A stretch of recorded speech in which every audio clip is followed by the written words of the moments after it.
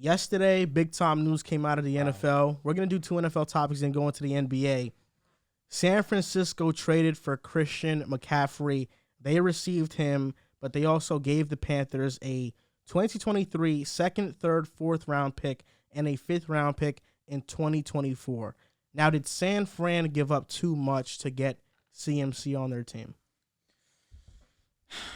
You can look at this one way or the other. The one way is the obvious way. The Niners just acquired one of the most explosive, most dynamic skill position players in the National Football League in Christian McCaffrey. You add that with Deebo Samuel, who is right at the top of that list as well. George Kittle, a top 3, top 4 tight end in the National Football League. And a great offensive line that right now is a little bit banged up. Trent's back this week. Exactly. Trent's coming back in. And once you get Trent, and AJ, the best left tackle in football, one of the best we've ever seen in our lifetimes, we'll ever see. The one thing that you look at and really question is the quarterback in Jimmy G. But Jimmy G has been solid. He hasn't been bad. He hasn't been great. He's just been serviceable, which is basically the definition of Jimmy Garoppolo. And that's fine. Baby. But what he really has lacked is that dump-off guy that he could just check down to whenever he needs to, make a quick read, and that's going to be Christian McCaffrey. And that's the one way you can look at it. Yes, you just gained one of the best skill position players in the game. He may be a little bit injury prone, but he's looked good so far. He's remained healthy thus far into the season, and he's been fantastic. Right now, he has the most 100-yard scrimmage games in a row. I believe 5 right now is the highest among active players. Now you can look at this on the flip side. Christian McCaffrey is an injury-prone guy. This defense has been experiencing some injuries. Eric Armstead, your boy, Tufalangu. I don't want to. Hufanga. Thank you very much. Yep. Charvarius Ward's hurt. Nick Bosa was limited in practice this week, but he's most likely going to play, but he was also banged up a little bit. This defense right now is kind of banged up. And yes, when we see them healthy, they are probably the best unit in football, but that's right now your concern. Our guys are a little bit banged up. Maybe we want to use this second, this third, this fifth on trying to solidify those other positions. But for me, in an offense-driven league, I'm more than okay with making this move for Christian McCaffrey, especially when you've basically cycled through a plethora of running backs that no one seems to stick. Raheem Mostert was the best out of all of them, and Raheem Mostert was also injury-prone. You go through Jeff Wilson's not that bad, but he's not anything special. Elijah Mitchell, who showed promise last season, but again, can't stay healthy, unfortunately. So San Fran decided to make a power move and trade for one of the best, arguably the best in the game when he's 100% healthy. I'm fine with this move, especially with the fact that the Niners want to solidify themselves as the best team in the NFC, and they want to go to another Super Bowl. And Christian McCaffrey gives them that potential to do so. It's a strange move for the Niners, just because Kyle Shanahan is known as the guy who, whatever running back is in that backfield, is going to produce. They've taken multiple chances. Tyrion Davis-Price this past year, Trey Sermon the year before, both third-round picks. Neither guy looked like, well, now obviously not going to be the guy, but even still, when they had opportunities to play, they weren't able to pan out. Trey Sermon was healthy scratched most of the year last year. Same thing with their third-round pick this year. So it caught me by surprise just because of Shanahan's system, and that year after year, he's had a new leading rusher, not investing into the running back position, being able to use those draft picks in that cap space elsewhere. So I was a little surprised they used multiple day 2 picks, a 4th-round pick as well in 2023, plus a 5th in 2024. But I also understand because they haven't hit on those picks, right? They haven't had that explosive running back. You mentioned a couple of names that have been able to, have success in that backfield, but none of them have the skill set Christian McCaffrey has. There's very few guys in the league that have the skill set Christian McCaffrey has. And since Elijah Mitchell's been out, they've struggled to run the ball. Over this last month, they have one game over 90 rushing yards. I think it was 153 they went off, but the other 3 games, they were all under 90 rushing yards. They have struggled at times to move the ball, just lost to the Falcons as well. I think the Niners are really looking at this year. They know they could get to a Super Bowl with Jimmy G. They've seen it before. They've gone to the NFC Championship last game with Jimmy G. Now, we know that the variance for Jimmy G is it's low, right? We know he's not going to give you that MVP type performance, but he's probably not going to lose you a lot of games. Getting Christian McCaffrey there is just another guy that if you get the ball into his hands, special things are going to happen. The same thing with Deebo, the same thing with Kittle, and to a lesser extent, Brandon Ayuk, who did have a 2-touchdown game against the Atlanta Falcons. He has his moments as well. Right. So I think not only does this help the run game, it obviously helps them in the NFC because I'm a huge Eagles guy. I know you are too, Riv. It wouldn't shock me if the Niners are able to beat the Eagles. There's no team in the NFC that I'm looking at saying, wow, this is the clear-cut number 1 team. No matter what happens, they're going to the Super Bowl. In the AFC, I see the two teams with the Bills and Chiefs. I would be shocked if any other team comes out of that conference. While in the NFC, it's a little bit more open. So now they have a chance with this defense getting healthier week by week. Now bringing in Christian McCaffrey, keeping the ball safe with Jimmy Garoppolo, who hasn't turned the ball over too much so far over these last 4 or 5 weeks starting. Now things do get a little bit more interesting if we want to look at it next year once Trey Lance comes back, assuming he is the starter, because now he gets another weapon as well to let him, develop into this passing game, because having Christian McCaffrey is one of the best checkdown running backs in the game is only going to help his confidence grow. So I think this was a good move for San Francisco, because these running backs they've tried to use day 2 picks on have not worked out, and makes them better right now. And losing the draft picks, sure, is it going to hurt? But if you look at this team, it's not like they have a ton of holes. They could patch up the offensive line a little bit. They have talent at each position group on defense. We know the receivers are stacked. We know tight end is stacked. And quarterback is a bit of a question mark with Lance coming off of the season-ending injury. I still think he could be the guy depending on how rehab goes.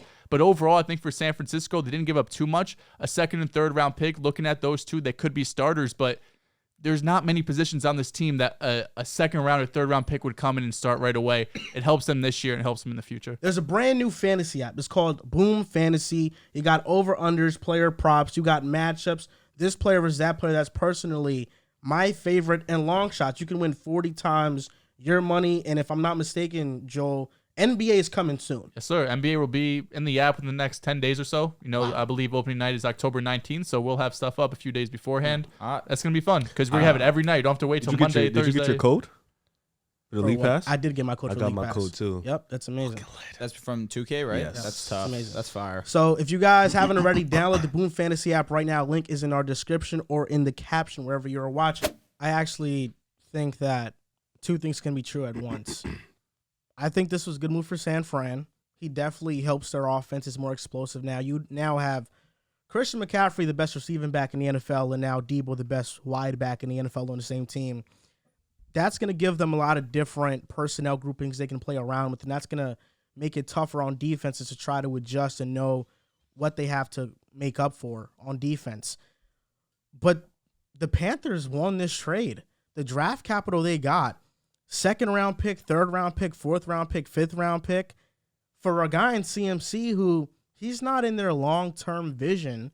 Running backs start to decline at CMC's age. He has an $11 million cap hit next season. And for the next 2 years on top of that, CMC was a good move for the Niners.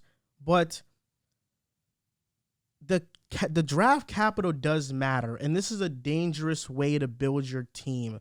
We're seeing the Rams right now look bad because of how they built their team, giving up draft picks for Von Miller, giving up draft picks for Jalen Ramsey, giving up draft picks for Matthew Stafford. It paid off for them in the end because they won a Super Bowl, but now their roster lacks depth. They don't have enough good players. When you have a couple injuries, you're very top-heavy. You don't have much depth.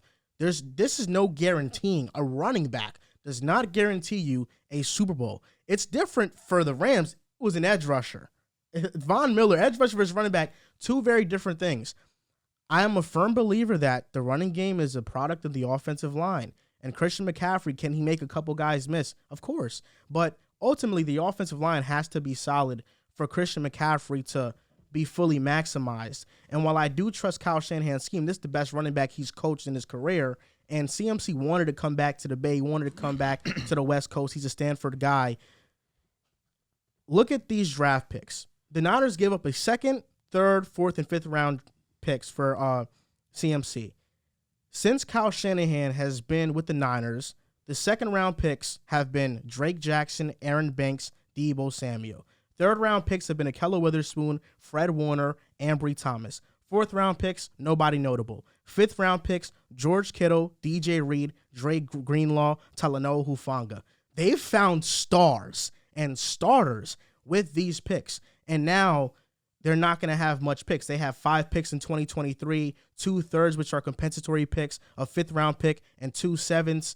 If they don't find an impact player, and now these contracts for their other big-time players are now up, and they don't have the money to pay them, we're now seeing the Niners roster look much different because they're not able to fulfill these holes with draft picks like they have been in the past. Right now, their offensive line is much worse because they have not been able to draft quality offensive linemen. since the Laken Tomlinson, since he departed, Alex Mack retiring. That offensive line is still an issue, and it can get way better. And Trent Williams, as he ages, we know he has a massive contract. Mike McGlinchey, how are they going to be able to fill those guard holes in the hole at center? That's the worry for me with the Niners, and we already see it at cornerback. Charvarius Ward goes down, which he's hurt right now. Emmanuel Mosley's out for the year. Now their secondary looks very thin, and these draft picks can help a lot in trying to improve that. So that's why I don't think these picks were worthless. They're worth a lot because the Niners have hit on stars. And Kyle Shanahan, as great as a offensive play caller and run designer he is, he's really not able to scout running backs.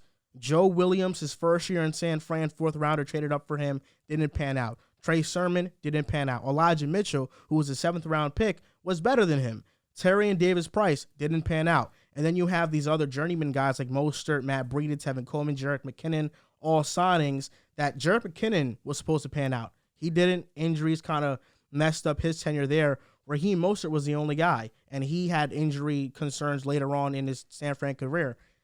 The Niners either have not hit on these running backs or they're injury prone, and CMC is an injury prone running back. It's as simple as that. He's played 10 games with 33 in 2020 and 2021. This year, he's been fairly healthy. On paper, this looks great. CMC, Juszczyk, Debo, Ayuk, Kittle, all versatile guys. But if CMC gets hurt, which is likely, this looks very bad on the Niners, and especially with that cap hit skyrocketing next year. Real quick before you go, Riv, the only thing I would say is the Niners have their share of misses too, right? You looked at all the guys they hit on, but they hit drafted more times on. They hit more times on. They've drafted Dante Pettis, Jalen Hurd, 2 of the running backs. Like it, sure, of course, like those guys they've gotten. Some of them are superstars, like Fred Warner. But they've had their share of misses too. So I understand while they have done good, they've been successful in drafting. I also understand it's still a risk. It's still a 50-50 chance at absolute best. So going out and getting that guaranteed production. For the Niners, I don't think so. Day 2 picks, they're 50-50. You look at the Niners' track record with these day 2 picks, they hit on 75% of them. It's more than 50%. Almost every year it's been kind of one guy hits, one guy misses. It's been 75% mostly that the Niners have hit on. And in the later rounds, they've hit on stars, starters, superstars. It's been all over the place. There's misses, and nobody's going to hit on every single draft pick. No. But for the most part, when you have draft capital, it gives you more leeway to have some of those misses. Yeah. Now the Niners have to be perfect in their scouting and hit on every single pick. They've been basically hit one, missed one over the last 4 years. And that's which is probably better than almost every, that's a very good percentage if you're hitting on 50% of your draft picks, don't get me wrong. But I do think the Niners look at this team very similar to the Rams, saying our window to win is not, in the NFL, nobody's window to win is very long unless you're Tom Brady with New England. So going in all now, and you don't even have to give up first round pick, right? They don't have their first this year because of the Trey Lance trade, but being able to trade those day-2 picks to get instant impact guys this year when you have a chance to win a Super Bowl in the long run, will it hurt you like it did the Rams? Sure, but I also think the Rams, just like the Niners, look at their coaching staff with Shanahan, McVay, and saying, we might slip up for a year or two here, but eventually we're going to figure it out. But think about what the Rams did and what positional values they invested in. Quarterback, edge rusher, 2 of the most important positions in football. They used a 2nd-round pick on Cam Akers, can I ask a 3rd-round pick on Darrell Henderson. Do you want to say something? No, I'm talking about when they traded for them. My question to you the is... The Rams' missing piece was Stafford, quarterback. They got him. In that same season, they got Von Miller, edge rusher, to complement Leonard Floyd and Aaron Donald on that defensive line. A running back does not take you over the top. No, it does not. But my question to you is, we've spoken, about this Niners defense. It's one of the better in the league, arguably the best in the league, correct? When healthy, right? Because that's the issue right now, health. Right now, if you're looking at it as management of the Niners, you realize we have a stacked defense, a young defense that we're not going to have to worry about paying. Maybe Nick Bosa is going to want a contract. No doubt about it. He deserves his money. He's one of the best defensive players in the league. Absolutely. He will get, his time will come. But you're looking at the team and you're understanding we got a youthful squad. These are all guys that can be together for a couple years, and we can trust and rely on these guys. The 3rd, the 4th, the 5th, that was an excellent point because you named a plethora of guys that are crucial cornerstones to their team. When they've hit big time. But right now, that's not their worry. The worry right now is putting together a solid team that can get over the hump because that's what they've been lacking in doing these last couple of years. They've been a couple plays away from achieving that. Now, you have the defense. You don't need to worry about that. A lot of the guys you named are defensive guys. Outside of Deebo Samuel, absolutely. George Kittle, who's been one of their best players in their franchise, let's be completely honest. But Christian McCaffrey changes things. This is the one thing that you pointed out that I took issue with. Not issue like, oh, man, you give me a hard time, but just this is something that I found interesting. Carolina's offensive line's terrible. It's not really good at all. And McCaffrey's still able to find success in more ways than one. Whether it be rushing, we've seen him rush for 100 yards this season. Whether it be passing, like you mentioned, he's the best receiving back in the game. In San Fran, who does have a better offensive line, when Trent Williams is playing, there's no doubt in my mind Christian McCaffrey's going to be effective. The biggest point that you made is that he's injury prone. It's possible that he can get injured, and that's the risk that you take. But he's 26 years old. He's playing lights out football right now. You take that gamble. You have the defense already. That's not a concern for you right now, this season at least.